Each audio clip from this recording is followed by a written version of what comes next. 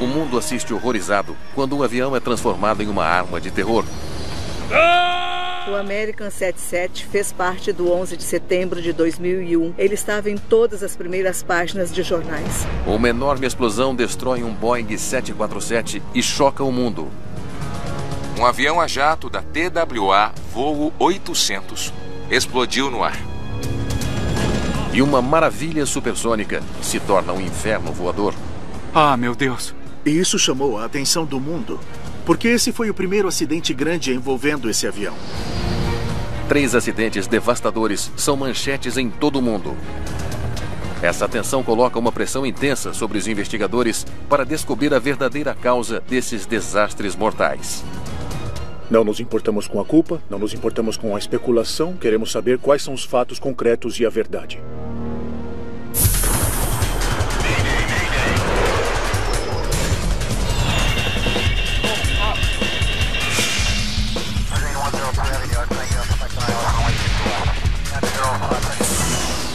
Especial de Mayday, Desastres Aéreos.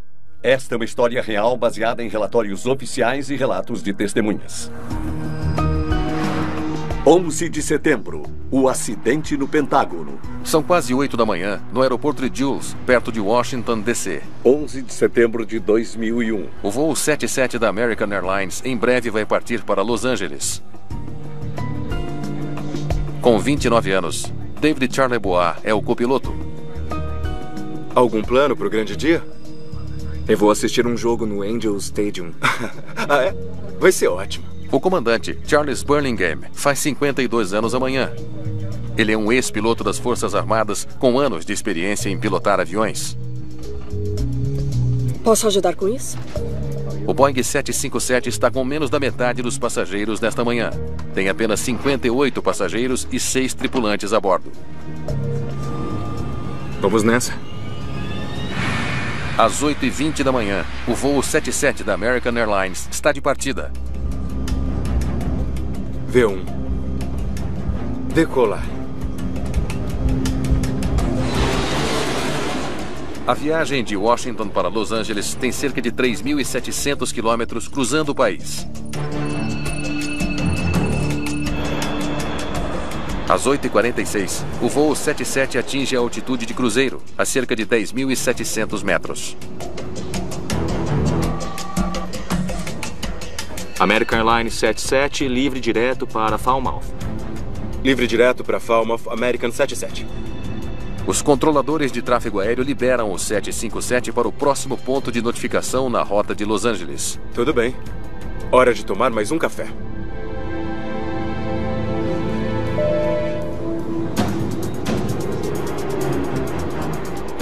Mas com 34 minutos desse voo, os controladores notam uma coisa estranha. O que é que vocês estão fazendo? O voo 77 está desviando do curso. Central para American 77. No momento que o controlador percebeu que a aeronave deu uma guinada, que ele não instruiu para dar, foi nessa hora que ele ficou preocupado. 2 minutos depois. American 77. Checagem de rádio. O voo 77 desaparece dos radares. Central? Então um telefonema da American Airlines traz notícias inacreditáveis. Milhares de pessoas podem estar mortas depois que 2 aviões colidiram com as torres do World Trade Center, em Manhattan. Os Estados Unidos estão sob ataque. Quase todo mundo que viu o que aconteceu disse: isso não é um acidente. Enquanto o mundo assiste a notícia horripilante em Nova York, a preocupação cresce com o desaparecimento do 757. Supervisor. Os controladores temem que possa ter outro avião sequestrado no céu. Estou com um alvo sendo rastreado a leste em alta velocidade. Às 9h32, mais de meia hora depois de perder o contato com o avião, os controladores detectam um retorno misterioso no radar. Se for o voo 77, significa que o avião voltou para Washington.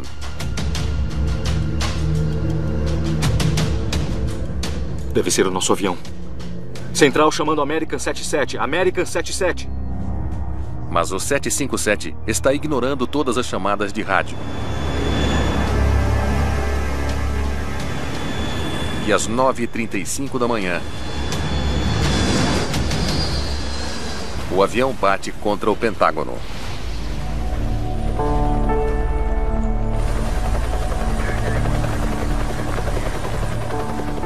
Todas as 64 pessoas a bordo estão mortas.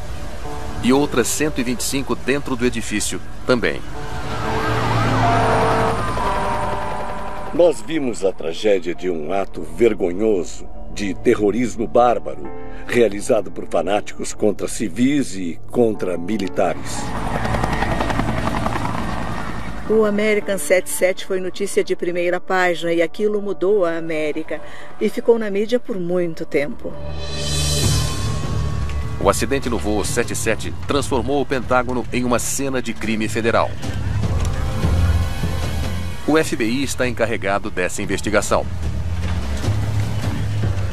Como a cena do crime também é o local do acidente do avião, a Agência Nacional de Segurança no Transporte, NTSB, se junta a essa investigação de alto nível. Tom Reuter foi um dos primeiros investigadores da NTSB no local. Os especialistas em investigações criminais do FBI, e isso abrange muitas áreas, eles não são necessariamente especialistas em aviação. Enquanto as equipes de resgate correm para encontrar as caixas pretas do avião, os agentes do FBI conseguem detalhes valiosos sobre como o avião foi transformado em uma arma de terror. Todos para o fundo do avião! Agora! Alguns passageiros conseguiram fazer ligações telefônicas do ar descrevendo sua aflição. Esses telefonemas revelam que os terroristas estavam equipados com canivetes e facas. Eles forçaram os pilotos a saírem da cabine de comando. Por favor, fiquem calmos. Todos vão para os fundos. Antes dos ataques terroristas de 11 de setembro, todas as tripulações de voo foram orientadas a cooperar com os terroristas e aguardar com calma. Mas como os terroristas conseguiram fazer as armas passarem em um aeroporto moderno? E como eles conseguiram pilotar um avião sofisticado direto para o Pentágono?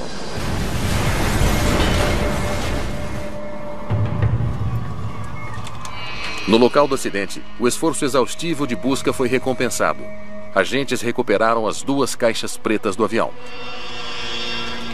Se os dados delas puderem ser baixados com sucesso, isso pode revelar o que estava acontecendo na cabine quando os controladores perderam o contato. Central chamando American 77, American 77. Enquanto os investigadores aguardam os dados das caixas pretas, eles examinam a lista de passageiros para verem se tem algum nome suspeito. E não levou muito tempo para descobrir quem eram os terroristas. A checagem leva a 5 suspeitos. Mas como eles passaram pela segurança do aeroporto? O sistema de previsão de passageiros assistido por computador sinaliza se alguém tem certos indicadores suspeitos. Os investigadores se perguntam se o sistema de previsão falhou. Eles estudam os registros do voo 77 e descobrem que o sistema de triagem sinalizou 3 dos 5 terroristas para fazerem verificações extras de segurança. E mesmo assim eles conseguiram passar. O atendimento ao cliente e a movimentação de pessoas pelo aeroporto era a principal prioridade, não a segurança. Uma revisão do vídeo de segurança mostra que o alarme disparou para um dos terroristas. Filmagem verídica. O detector de metais encontrou a arma. Um oficial revistou o suspeito com um detector de mão. Quando nada foi detectado, ele teve permissão para passar. Nenhum dos terroristas passou por uma inspeção rigorosa e todos os 5 subiram a bordo do voo sem problemas.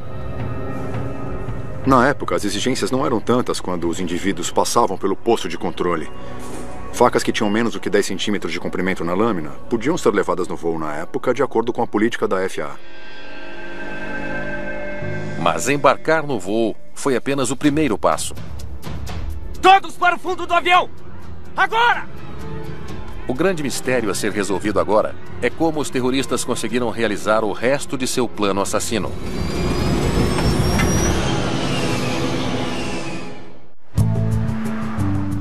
Enquanto as notícias de 11 de setembro dominam as manchetes internacionais, agentes do FBI descobrem uma trilha de documentos conectados aos terroristas do American 77.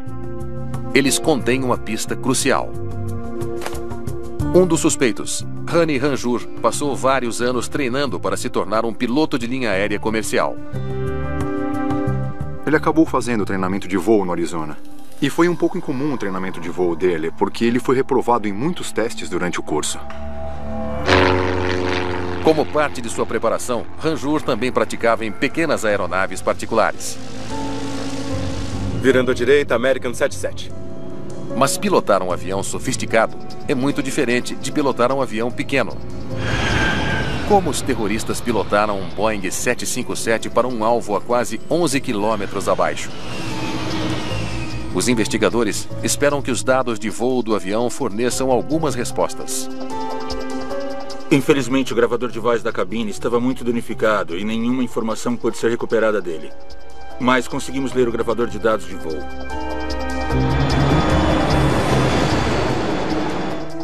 Inclinação boa à esquerda e suave. Deve ser o piloto automático. Os dados revelam como os terroristas conseguiram fazer o retorno no Boeing 757. Esse botão deve nos levar de volta à capital. Eles contaram com a automação do avião. Ninguém precisa ser um piloto quando o piloto automático está ligado. A pessoa pode escrever alguma coisa no piloto automático, pode colocar velocidades no piloto automático e tudo pode ser feito com muita tranquilidade. Descendo agora. Mas o piloto automático não é pré-programado para voar para a localização precisa do Pentágono. Está bem à frente. Desliga o piloto automático. A 8 minutos do impacto, o terrorista deve assumir o controle da aeronave. É muito claro, olhando para os dados, que era alguém que nunca tinha pilotado uma aeronave grande antes. Esse cara não sabe pilotar. Fica bem firme. Estamos muito alto. Nunca acertaremos. Para perder altitude, eles fazem uma descida brusca para a direita. A aeronave consegue descer do céu bem rápido sem quebrar. Então ele faz uma volta para baixar a aeronave e pôr na posição de acertar o Pentágono. Nos segundos finais, eles aceleram para a velocidade máxima, quase ao ponto de ultrapassá-la. Os avisos de excesso de velocidade do avião deviam estar alertando. Ele não se importa. Que Allah nos ajude, que Allah nos abençoe.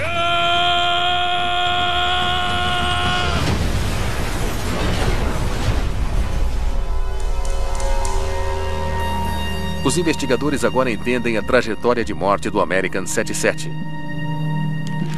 Eles não têm dúvidas de que o ataque foi planejado até o último detalhe. Os investigadores especulam que uma comissária de bordo foi forçada a entregar as chaves da cabine. Abra a porta, ou vamos cortar sua garganta. Tudo bem, tudo bem.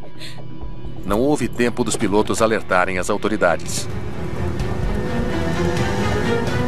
Os investigadores acreditam que assim que entrou na cabine, o terrorista Hani Hanjour assumiu o controle do avião. Você tem que me deixar voltar para a cabine. Fique onde está agora ou morre! Estou rastreando um alvo em alta velocidade sentido leste.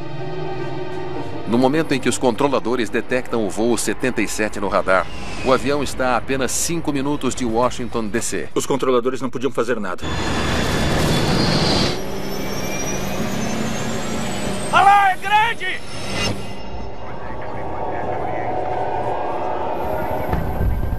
O 11 de setembro abalou a nossa estrutura. E de qualquer pessoa que tenha vivenciado aquela época. Isso marcou a nossa geração.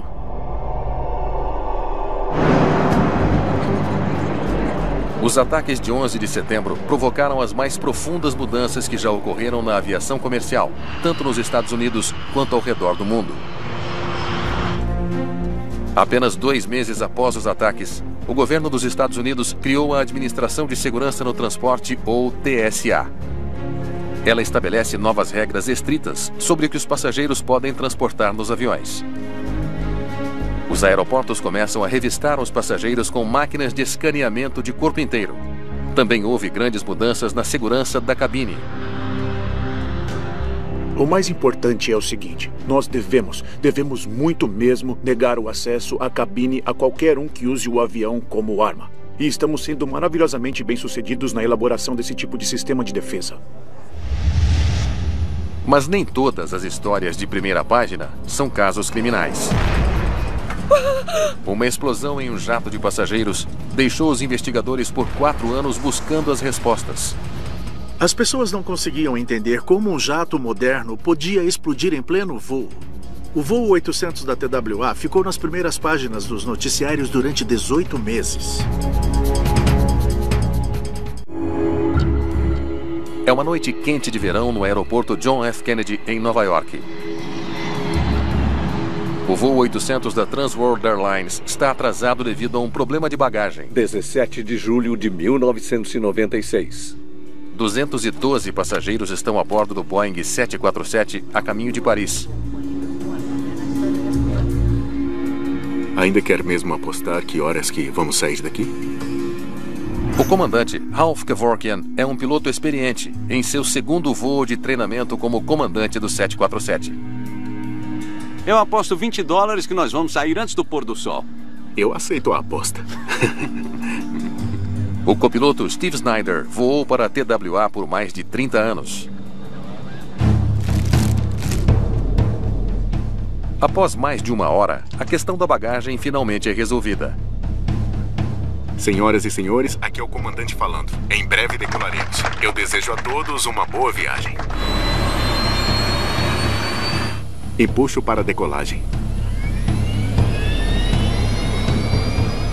Às 8h19 da noite, o voo 800 da TWA está no ar, subindo constantemente para 4.500 metros. Potência de subida. Unidade auxiliar. Mas depois de 11 minutos de voo, o desastre acontece. Fale comigo. O que você tem para nos dizer? Na parte da frente do avião que quebrou, a força centrífuga devia estar muito forte quando o nariz do avião caiu. O que sobrou do avião continua pelo céu, envolto em chamas. Ele subiu mais de 300 metros, talvez 460 metros, com a chama saindo dele.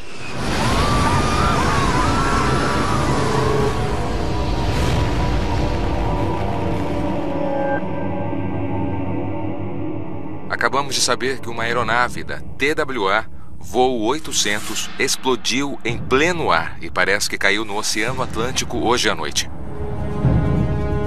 Os detritos caem na água, a cerca de 121 quilômetros a leste de Manhattan. Não há sobreviventes. Uma aglomeração da mídia aparece enquanto as equipes de resgate estão chegando. O grande acúmulo de destroços faz os investigadores deduzirem que o avião deve ter se desfeito no ar. Eu e meu primo Joe estávamos na doca, bem ali, e ele falou: "Aí, Darren, olha só aquilo, olha pro ar, tem uma bola de fogo." O acidente de grandes proporções do voo 800 da TWA deixa a nação em choque. Uma bomba derrubou o avião? Foi tão horrível que muitas pessoas ficaram perdidas. Os Boeing 747 não quebram no ar. Então, alguma coisa extraordinária aconteceu ali. O investigador-chefe da NTSB, Al Dickinson, enfrenta uma tarefa emergencial. Foi extremamente importante para nós descobrir o que aconteceu porque tinham muitos Boeing 747 voando naquela época. A NTSB vai liderar a investigação. Você pode levar isso para lá. Mas o FBI lança sua própria investigação criminal paralela. É um prazer te ver. Eu só queria que fosse em melhores circunstâncias. O FBI acredita que a explosão no ar pode estar ligada ao terrorismo. Tenho certeza de que isso foi uma bomba e que vamos achar as evidências disso nos destroços. Me mantenha informado. Tá legal. 3 anos antes, em 1993, os terroristas levaram uma bomba ao World Trade Center. E apenas 1 ano antes, Timothy McVeigh bombardeou um prédio federal em Oklahoma. Os investigadores da NTSB procuram com cuidado nos destroços qualquer sinal de crime. Nenhuma falha, nenhum buraco. Nada. Os investigadores sabem que o avião explodiu no ar. mas estão convencidos de que isso não foi um ataque terrorista. O trabalho da NTSB ficou muito mais difícil porque tínhamos que determinar agora o que ocorreu, já que não foi nenhuma bomba ou míssil que derrubou o avião. Tudo bem, vamos fazer isso. Mas as reportagens continuam sustentando a teoria de terrorismo do FBI. A pressão está na NTSB para encontrar a causa e fornecer respostas às famílias em luto. Com licença. 7 dias após a investigação começar, a equipe de resgate do oceano faz uma grande descoberta: as caixas pretas. Recuperar a caixa preta e o gravador de dados é muito importante em todas as investigações. O problema é que nunca sabemos o que vamos conseguir. Técnicos em Washington recuperam os dados. Voo 800 da TWA. Mas isso dá aos investigadores pouco para continuar. Saindo dos 3.962 metros. Eles não ouvem os alarmes da cabine e nem os sinais de pânico da tripulação. Agora devem subir. Havia conversas normais na cabine. Leituras normais no gravador de dados do voo. Até que em certo ponto, um ruído agudo foi ouvido e depois disso não se ouviu mais nada. Sem a ajuda dos dados de voo, os investigadores vasculham os destroços em busca de pistas. Me dá uma ajuda aqui. A recuperação dos destroços começou a nos passar algumas informações. Eles descobrem uma peça com uma queima significativa.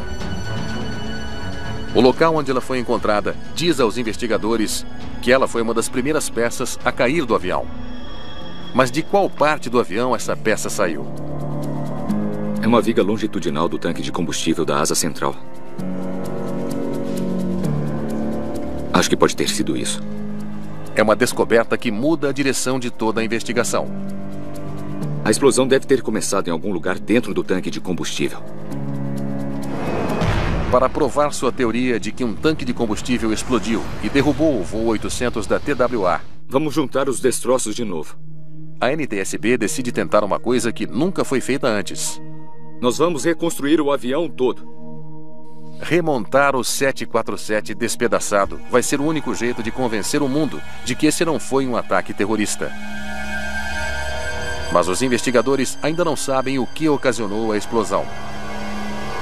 Se o investigador encontra evidências de uma explosão em um tanque de combustível, é necessário procurar o que pode ter causado a explosão para começar e investigar tudo de novo. Precisamos provar 3 coisas. O combustível era inflamável. A explosão tem que ser poderosa o suficiente para romper o tanque. E, por fim, alguma coisa criou a faísca para acender o combustível. O combustível de aviação em sua forma líquida não é inflamável. Mas quando é aquecido, o combustível começa a vaporizar. Quando ele é combinado com o oxigênio que já está presente no tanque, esse vapor pode se tornar altamente inflamável. A 4.270 metros, o combustível do avião precisa atingir cerca de 35 graus Celsius para se tornar inflamável. Os investigadores examinam os esquemas de projeto da aeronave. Um detalhe intrigante chama a atenção deles. A colocação das unidades de ar-condicionado estavam abaixo do tanque central e isso gera uma boa quantidade de calor. No dia do voo fatal, os aparelhos de ar-condicionado estavam ligados o tempo todo para manter o avião fresco em uma noite quente. Será que o calor do ar-condicionado aumentou a temperatura dentro dos tanques para um nível perigosamente alto? Nós tivemos que provar que a temperatura dentro do tanque era inflamável. Porque se não conseguíssemos provar, como ele teria explodido? Só tem um jeito de descobrir. Os investigadores decidem recriar o voo fatal. Mas isso os coloca na mesma situação perigosa. Ar-condicionado ligado. Que derrubou o voo 800 da TWA. Tudo bem, vamos começar.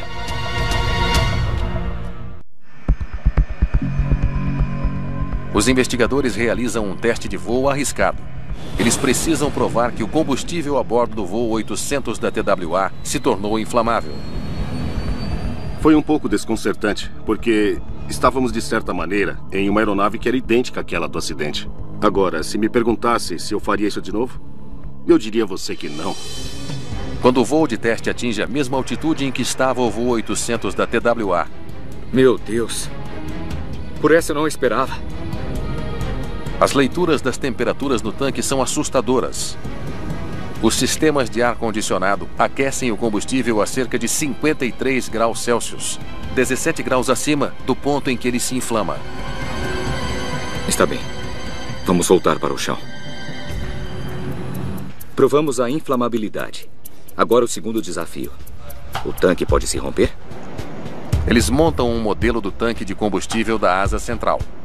Senhores, os níveis estão bons? E enchem o tanque com a mesma proporção de combustível do avião, aquecendo-o na mesma temperatura em que estava o voo 800 da TWA.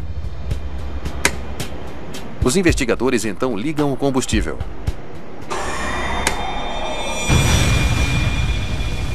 Os resultados são claros.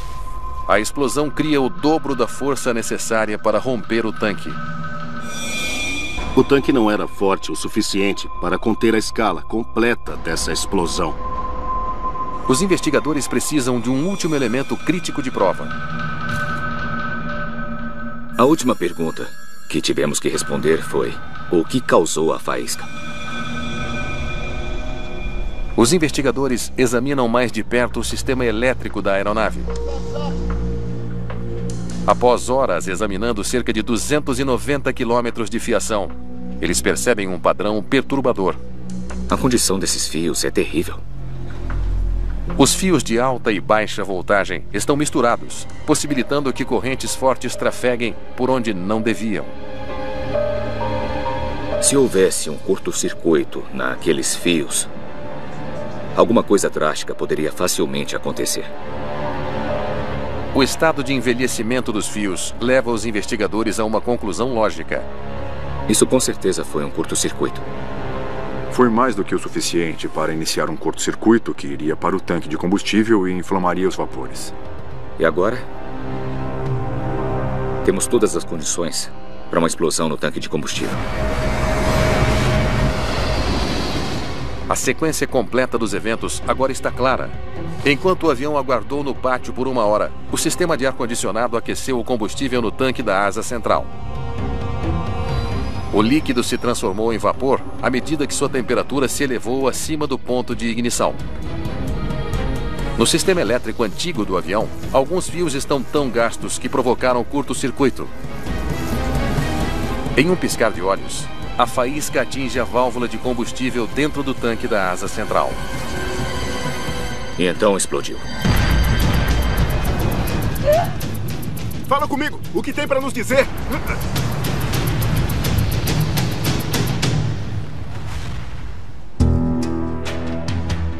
A ambiciosa reconstrução do voo 800 da TWA pela NTSB está concluída. Isso confirma a teoria dos investigadores de explosão do tanque de combustível. E, enfim, é descartada qualquer teoria de conspiração de bomba. Eu fiquei muito orgulhoso de como foi resolvido e como conseguimos mostrar onde o rompimento do avião começou. Após mais de 4 anos de investigação, a Agência Nacional de Investigação recomenda em seu relatório oficial que todos os Boeing 747 passem por uma revisão e reparo das fiações antigas. Eles também pedem um isolamento adicional entre os tanques de combustível e o sistema de ar-condicionado. Tiveram muitos desafios de design, desafios de certificação, e essas recomendações foram feitas tanto para a FAA quanto para a Boeing, mas tudo estava relacionado aos equipamentos. Apesar da constante especulação das notícias, a NTSB persevera em encontrar a verdadeira causa.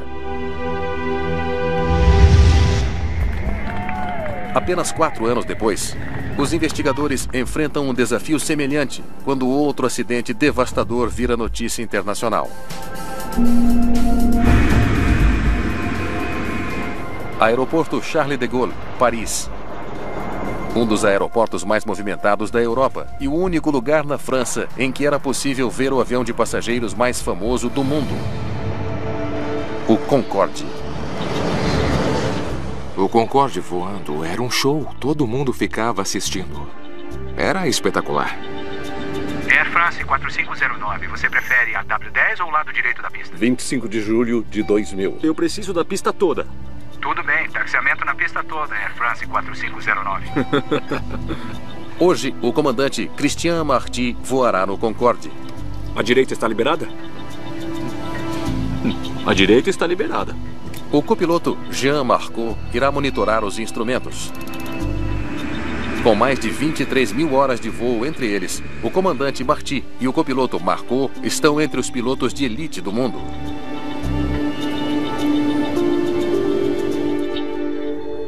Air France 4509, pista 26 direita, está livre para decolar. Todo mundo pronto? Pronto.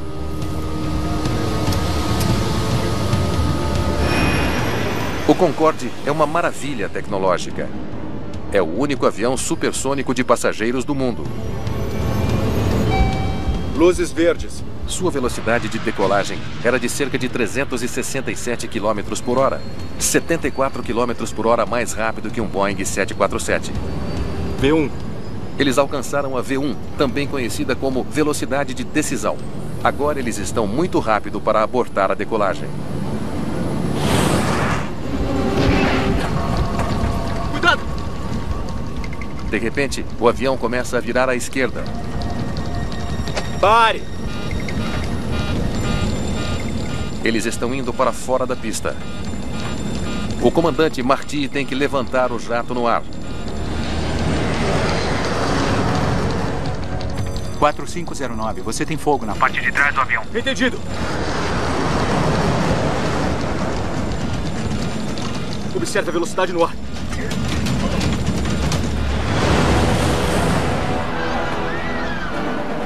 O avião perdeu 2 de seus motores. Não temos espaço. A tripulação não consegue levantar voo com o fogo que está consumindo rapidamente o avião. Não! A maravilha supersônica da aviação moderna bate em um hotel do aeroporto.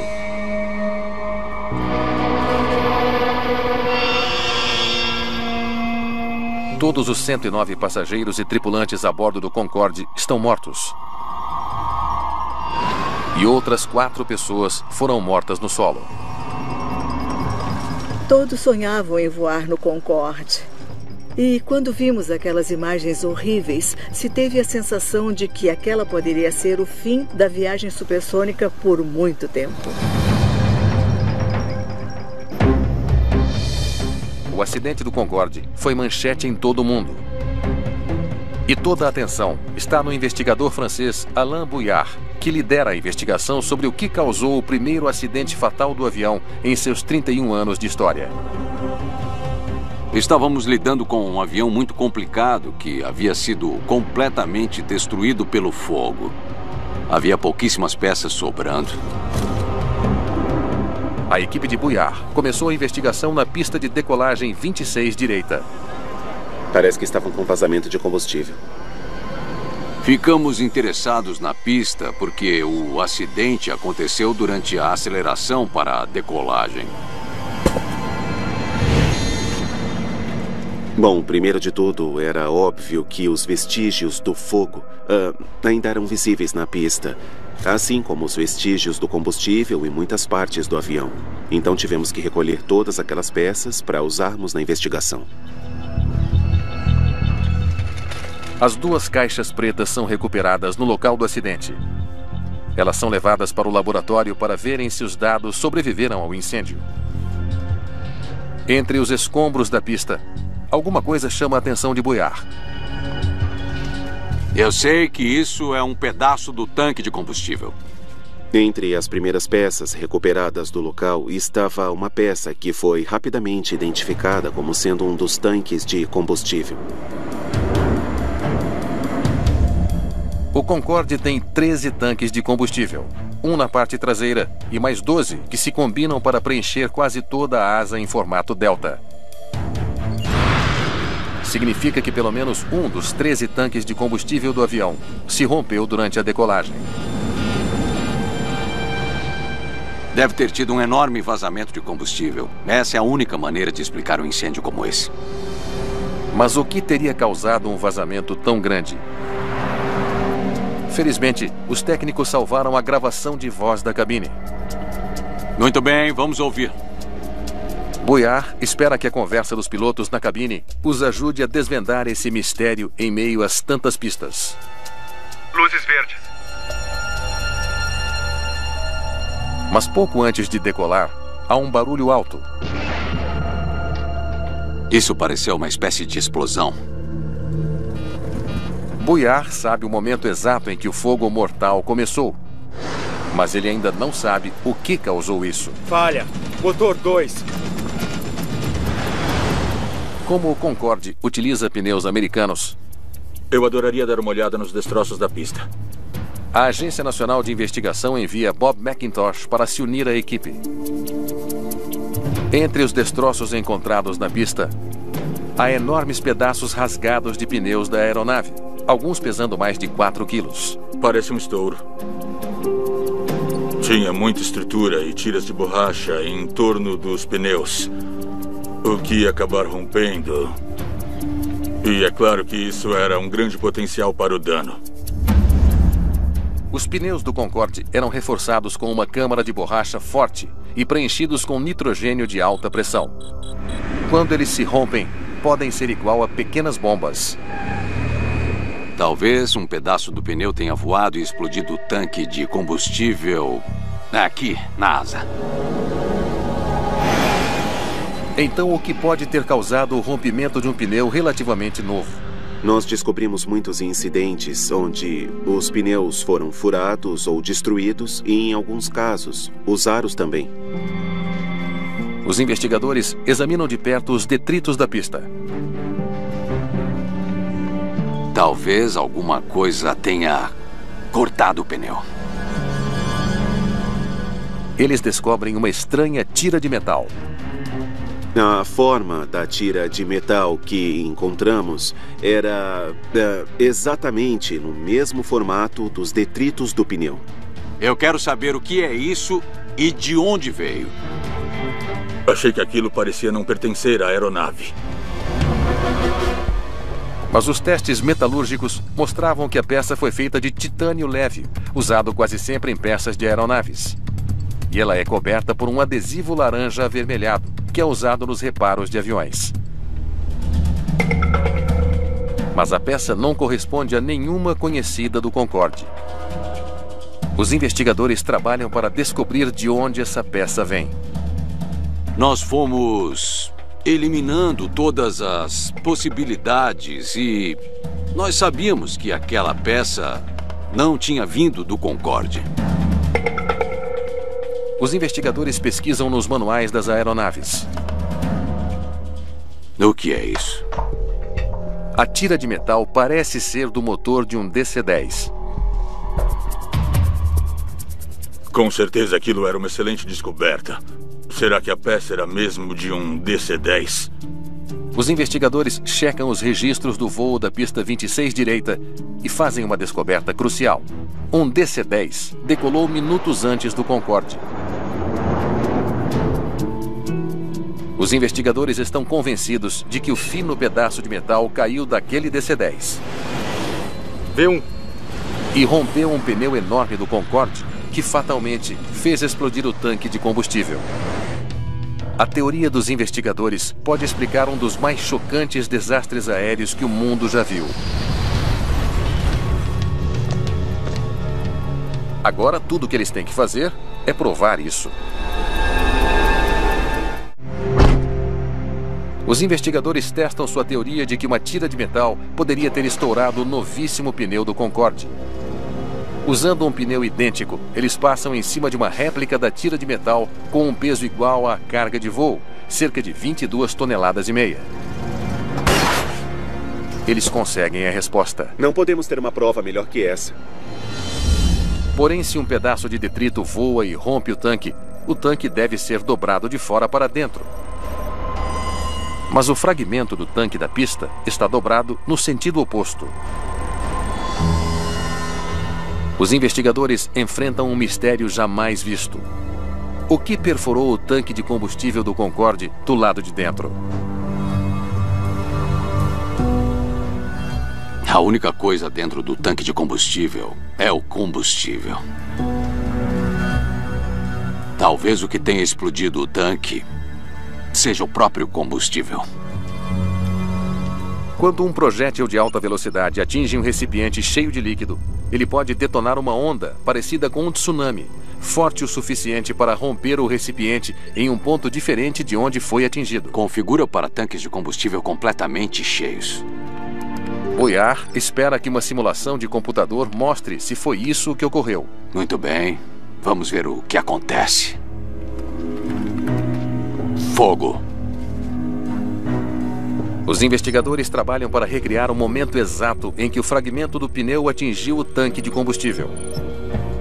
Mas as condições devem estar precisas. Fogo!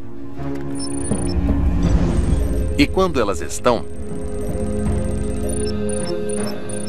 Conseguimos. Muito bom. Colidir um pedaço de pneu no tanque pode fazer com que ele exploda de dentro para fora. Foi uma revelação para todos nós e foi também uma explicação muito plausível. Nós tínhamos certeza que a partir do momento em que o avião passou por cima da tira de metal, uma catástrofe seria inevitável.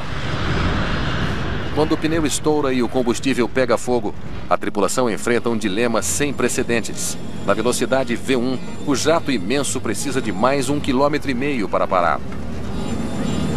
Mas ali tem apenas cerca de 900 metros de pista sobrando. Os pilotos não têm nenhuma escolha, a não ser pôr o avião em chamas no ar. Abortar a decolagem em cerca de 333 km por hora também levaria à destruição total da aeronave. Observe a velocidade no ar. A tripulação luta com garra para manter o avião voando até o final. Não!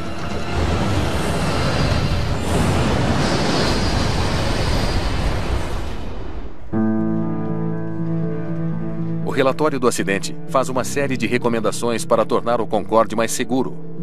Os engenheiros projetam pneus mais resistentes que podem suportar melhor a alta velocidade do avião e o peso imenso. Os tanques de combustível são reforçados com Kevlar para evitar vazamentos. As autoridades aeroportuárias também implementaram um sistema melhor para monitorar as pistas e retirar os detritos. O que é intrigante é que havia um pedaço de metal na pista e acabou que isso desencadeou um dos acidentes mais catastróficos da história da aviação.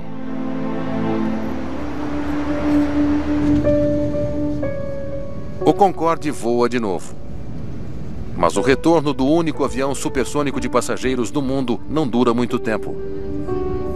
2 anos depois, com custos crescentes e lucros insatisfatórios, o Concorde é aposentado. Ele fez esse último voo em 26 de novembro de 2003. Eram notícias de primeira página porque as pessoas estavam tristes. Eu acho que as pessoas perceberam que provavelmente era o fim de uma era.